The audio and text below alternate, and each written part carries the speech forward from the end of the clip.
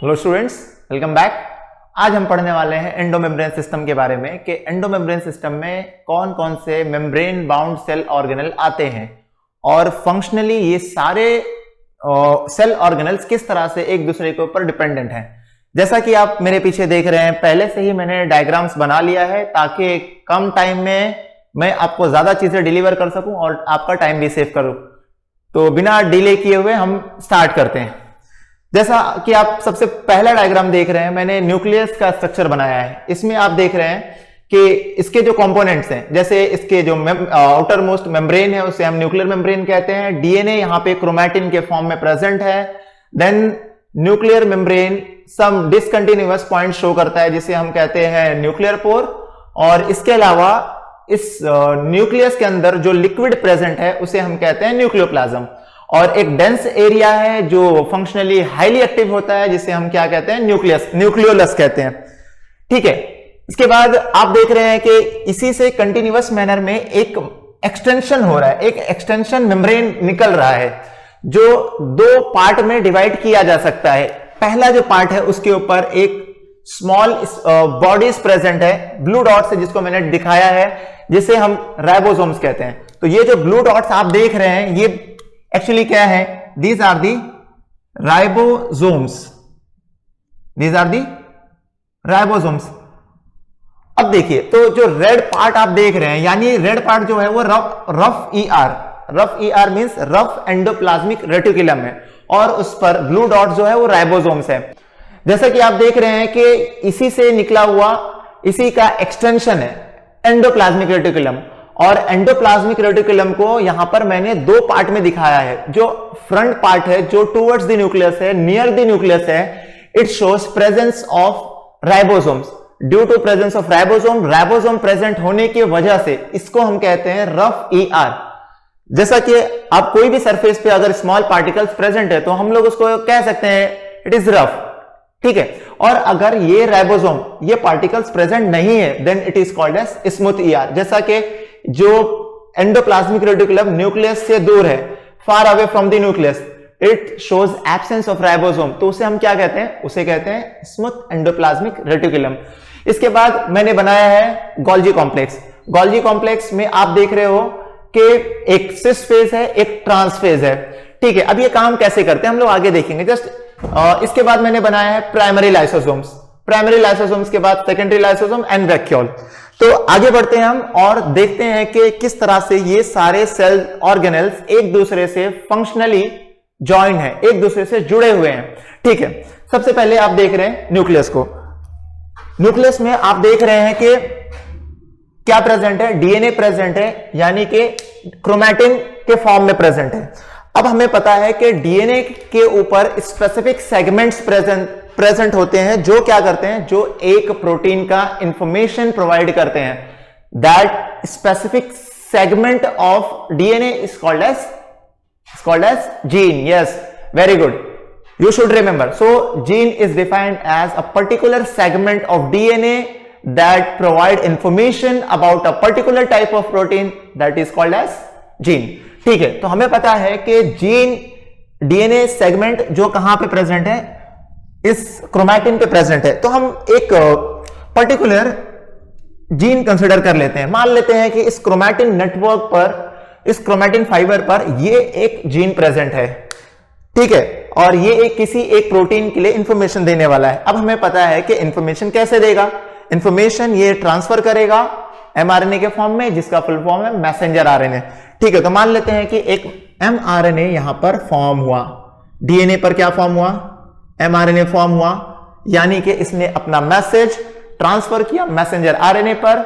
अब messenger RNA से आगे चलकर एक प्रोटीन बनने वाला है।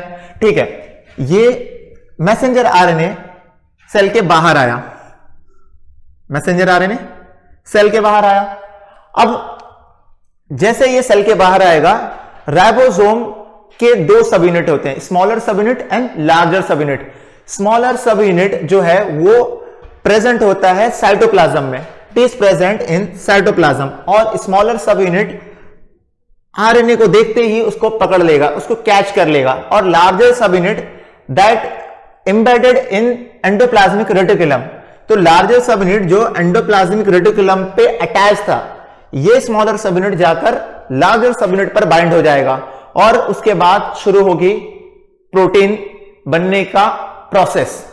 ठीक है, तो क्या देखा हमने कि आरएनए बाहर निकला न्यूक्लियस से, राइबोसोम ने उसको पकड़ा और एंडोप्लाज्मिक रेटिकुलम के सरफेस पर प्रोटीन बनाया। यानी कि अब तक क्या बन चुका है, प्रोटीन बन चुका है।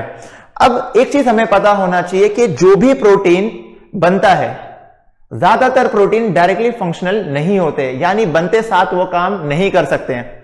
ठीक है, या इसी चीज को हम ऐसे समझ सकते हैं कि एक प्रोटीन को काम करने के लिए दो चीजों की रिक्वायरमेंट है। एक तो पहला उसका अमीनो एसिड सीक्वेंस, यानी हर प्रोटीन का एक स्पेसिफिक अमीनो एसिड सीक्वेंस होता है। इसके अलावा उनका स्ट्रक्चर भी हर प्रोटीन के लिए स्पेसिफिक होता है, यानी हर प्रोटीन जब एक स्पेसिफिक मैनर में एक पर्टिकुलर स्ट्रक्चर फॉर्म करता है, then only it can work. ठीक है, तो अब हमने देखा कि यहां पे जो प्रोटीन बना, रफ एंडोप्लाज्मिक रेटिकुलम पे जो प्रोटीन बना है, वो प्रोटीन अभी रॉ प्रोटीन है, उसका मॉडिफिकेशन बाकी है। ठीक है, मॉडिफिकेशन यानी उसका स्ट्रक्चर फॉर्मेशन बाकी है, उसके अंदर कई उसका केमिकल मॉडिफिकेशन भी बाकी है, यानी कुछ फंक्शनल ग्रुप, कई ग्रुप हो सकता है, मे बी हाइड्रोक्सिल ग्रुप और मिथाइल ग्रुप और एसिटाइल ग्रुप। ठीक है, alkyl group can be added और रिमूव्ड, है ना। तो कुछ ग्रुप्स इसके ऊपर ऐड किए जाएंगे, कुछ रिमूव किए जाएंगे, डाइसल्फाइड बॉन्ड्स बनेंगे, जिसकी वजह से क्या होगा, प्रोटीन को एक पर्टिकुलर स्ट्रक्चर मिलेगा, then only it will be functional. ठीक है, अब देखिए कि ये मॉडिफिकेशन कहां होने वाला है। तो एक मॉडिफिकेशन जो है, यानी कि प्रोटीन का एक मॉडिफिकेशन, स्ट्रक्चरल मॉडिफिकेशन, और कुछ उसके अंदर कुछ फंक्शनल ग्रुप को का एडिशन और subtraction can be takes place in endoplasmic reticulum. तो एंडोप्लाज्मिक रेटिकुलम दो काम कर रहा है। क्या क्या काम कर रहा है? पहला तो वो राइबोसोम के साथ मिलकर प्रोटीन बनाने में हेल्प कर रहा है, यानी कि वो क्या कर रहा है, वो सरफेस प्रोवाइड कर रहा है, वो जगह दे रहा है, वो साइट दे रहा है प्रोटीन सिंथेसिस के लिए। और दूसरा वो स्ट्रक्चरल मॉडिफिकेशन ऑफ प्रोटीन में भी हेल्प कर रहा है। ठीक है, आगे चलते हैं। अब जब रफ एंडोप्लाज्मिक रेटिकुलम ने सारा मॉडिफिकेशन कर लिया, अब क्या करेगा वो? अब वो प्रोटीन को पैक करेगा।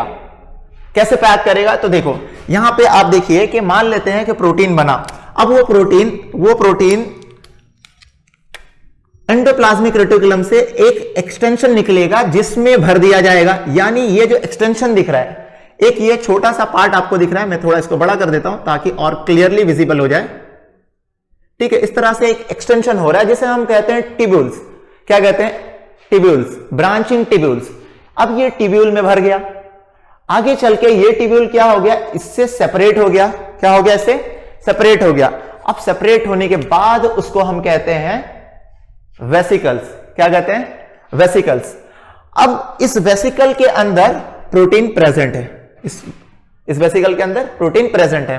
अब ये वेसिकल का कुछ और मॉडिफिकेशन करना है। कई बार कुछ कॉम्प्लेक्स मॉलिक्यूल के साथ अटैच होकर ये प्रोटीन काम करने वाला है। जैसे आपने सुना है ना, कई सारा कॉम्प्लेक्स सुना है, ग्लाइकोप्रोटीन, ग्लाइकोलिपिड, फॉस्फोलिपिड। तो इस तरह के कॉम्प्लेक्स मॉलिक्यूल को फॉस्फोप्रोटीन जैसे, है ना, इस तरह के कॉम्प्लेक्स मॉलिक्यूल का फॉर्मेशन होता है गोल्गी कॉम्प्लेक्स में।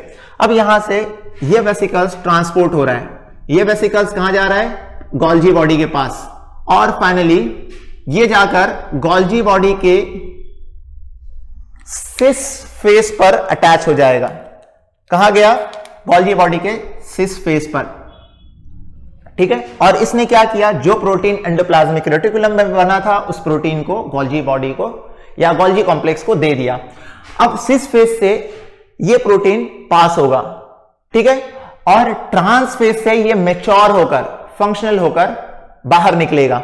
ठीक है, at the same time smooth endoplasmic reticulum ये क्या कर रहा है? तो स्मूथ एंडोप्लाज्मिक रेटिकुलम ये लिपिड सिंथेसिस में फंक्शन करता है, ये लिपिड बनाता है। जैसा कि हमने पढ़ा है कि कई सारे हार्मोन क्या होते हैं, उनका नेचर क्या होता है? उनका नेचर प्रोटीन होता है, यानी वो अमीनो एसिड से बनते हैं।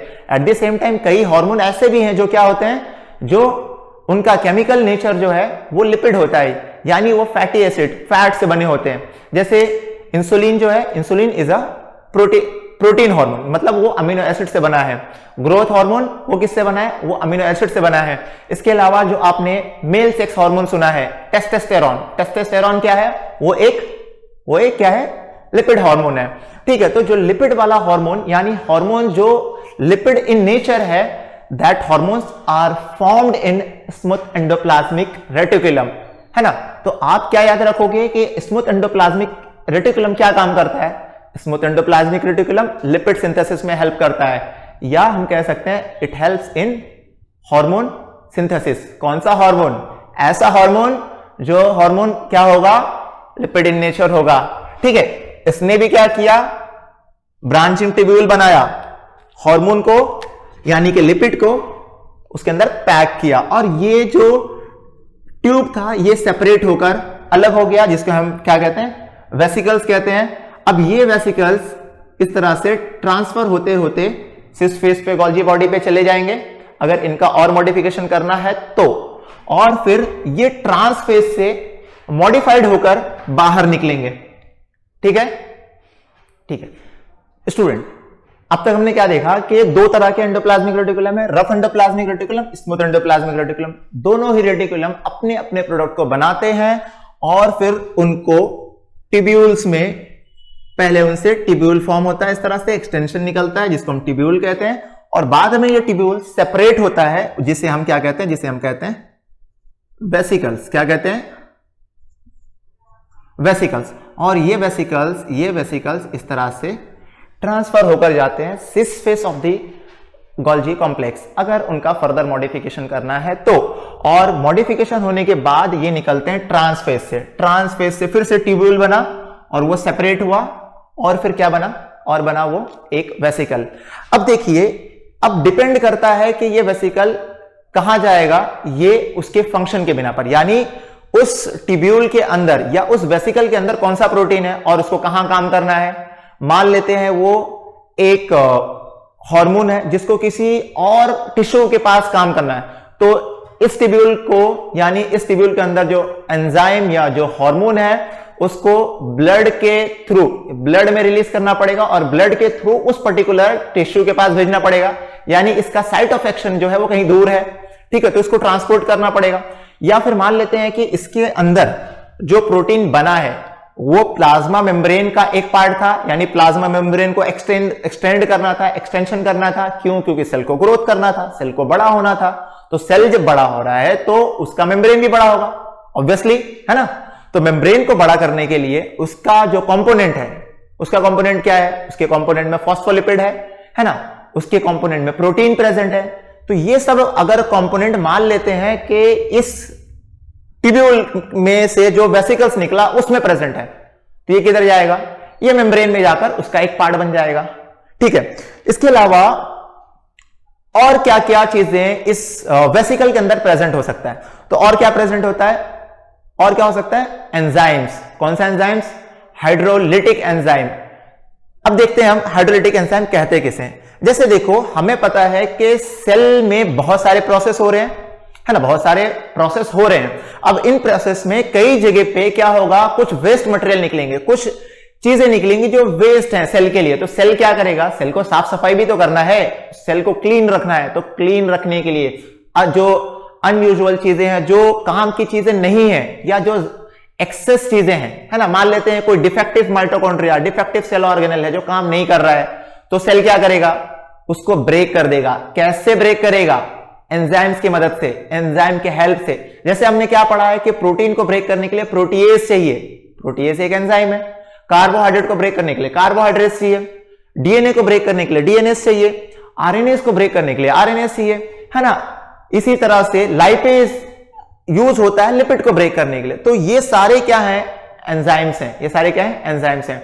यानी ये एंजाइम्स भी पहले बनेंगे तब तो जाकर काम करेंगे। मान लेते हैं कि यही सारे एंजाइम, यानी यही सारे प्रोटीन जो इस ट्यूब्यूल के थ्रू वेसिकल में आए हैं, यानी यही पाथ फॉलो कर कर वो अब बन गए हैं। तो एक ट्यूब्यूल बना जिसके अंदर क्या प्रेजेंट है, जिसमें लाइपेज प्रेजेंट है, एक है जिसमें प्रोटीएज प्रेजेंट है, एक है जिसमें कार्बोहाइड्रेट प्रेजेंट है, एक में न्यूक्लियस प्रेजेंट है जो न्यूक्लिक एसिड को ब्रेक कर सकता है। ठीक है। अब यही सारे जो है ना, ऐसे आप बहुत सारे बनेंगे, लाइपेज है, न्यूक्लियस है, कार्बोहाइड्रेट्स है ना। अब ये सारे वेसिकल्स जिसके अंदर डिफरेंट डिफरेंट टाइप्स के एंजाइम प्रेजेंट है, जो एंजाइम चीजों को ब्रेक कर सकते हैं, चीजों का हाइड्रोलिसिस कर सकते हैं, तोड़ सकते हैं। ये सारे वेसिकल को ही हम कहते हैं प्राइमरी लाइसोसोम, है ना। लाइसोसोम यानी डाइजेस्टिव बॉडी, जो चीजों को डाइजेस्ट कर सकता है, ब्रेक कर सकता है, ठीक है। तो प्राइमरी लाइसोसोम जो है ये अकेले काम नहीं कर सकता, यानी अकेला ये अलग अलग है तब ये काम नहीं करेगा। इन सब को मिलकर एक यूनियन बनाना पड़ेगा, ये सब मिलकर एक यूनियन बनाएंगे और उसके बाद ये किसी भी चीज को जिसको ये चाहें उसको तोड़ सकते हैं, उसको डाइजेस्ट कर सकते हैं, है ना। तो हमें सेल भी एक सबक दे रहा है कि यूनिटी में बहुत पावर है ना। तो ये सारे प्राइमरी लाइसोसोम सब मिलकर एक दूसरे से अपना मेम्ब्रेन फ्यूज कर लेंगे और फ्यूज करने के बाद सारा एंजाइम एक बॉडी के अंदर आ गया, यानी लाइपेज आ गया, प्रोटीएज आ गया, कार्बोहाइड्रेट्स आ गया, न्यूक्लियस आ गया, है ना। ये सब एंजाइम इसके अंदर आ गए। अब ये क्या कर सकते हैं, अब ये किसी को भी तोड़ सकते हैं, किसी को भी ब्रेक कर सकते हैं, है ना। और ब्रेक करते हैं तब क्या होता है, वाटर मॉलिक्यूल यूज होता है। इसलिए इस प्रोसेस को हम लोग क्या कहते हैं, हाइड्रोलिसिस, या एंजाइम को हम कहते हैं हाइड्रोलिटिक एंजाइम। क्या कहते हैं, हाइड्रोलिटिक एंजाइम। तो इसके अंदर क्या प्रेजेंट है, तो लाइसोसोम में प्रेजेंट है हाइड्रोलिटिक या हाइड्रोलाइटिक एंजाइम्स, हाइड्रोलाइटिक एंजाइम्स जो क्या कर सकता है, जो अलग अलग तरह के बायोमोलिक्यूल्स को तोड़ेगा। अब देखो इसका दो फायदा है, क्यों ब्रेक कर रहा है, इसका क्या फायदा है, इसका दो फायदा है। एक तो सेल में जो भी एक्सेस चीजें हैं, है ना, डिफेक्टिव चीजें हैं, अनयूजफुल चीजें हैं, उन चीजों को क्या किया इसने, ब्रेक कर दिया। अब ब्रेक कर देगा तो क्या मिलेगा, अब जैसे देखिए हम माइटोकॉन्ड्रिया को पकड़ लेते हैं, एक माइटोकॉन्ड्रिया डिफेक्टिव है, तो माइटोकॉन्ड्रिया का मेम्ब्रेन किससे बना है, लिपोप्रोटीन से। उसके अंदर लिपिड है, प्रोटीन से बना, यानी उसमें अमीनो एसिड है। अब अगर लाइसोसोम उसके मेम्ब्रेन को तोड़ देता है तो उसी अमीनो एसिड को दोबारा हम इस्तेमाल कर सकते हैं, उसको रिसाइकल कर सकते हैं, उन अमीनो एसिड का इस्तेमाल करके यहां पे हम प्रोटीन बनाने के लिए इस्तेमाल कर सकते हैं ना, ठीक है। इसी तरह से उसके अंदर जो लिपिड होगा, लिपिड को ब्रेक करके हम, है ना, क्या बना सकते हैं, फैटी एसिड बना सकते हैं। अब फैटी एसिड का फिर हम दूसरा लिपिड सिंथेसिस में, है ना, लिपिड सिंथेसिस के लिए उसका यूज किया जा सकता है। तो इस तरह से चीजें क्या हो रही है, रिसाइकल हो रही है ना।